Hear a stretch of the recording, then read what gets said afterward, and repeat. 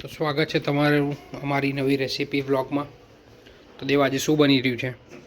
આજે બાજરીના વડા અને કુંભળના ભજીયા બની રહ્યા છે, પણ એની પહેલાં આપણે આ આદુ મરચાં લસણની પેસ્ટ બનાવવાની છે. 4-5 જણના મેસેજ હતા કે આને તમે લોંગ ટાઈમ સુધી સ્ટોર કેવી રીતે કરો છો, એટલા માટે. બાકી આ બહુ જ કોમન છે, આની અંદર કશું જ નવું છે નહીં, એટલે જસ્ટ ખાલી બતાવવા માટે મેં એની અંદર માપ લઈ લીધું છે. 1 વાટકી લસણ, એટલા જ લીલા મરચાં છે, તીખા છે, લવિંગિયા મરચાં છે, અને એના કરતાં અડધું છે આદું. બધાને ભેગું કરીને ક્રશ કરી લો.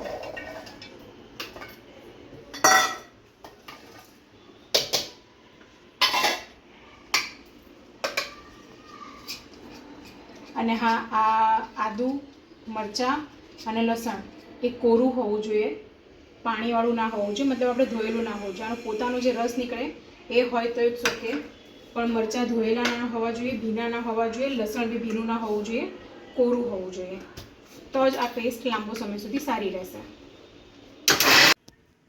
આપણી પેસ્ટ બની ગઈ છે.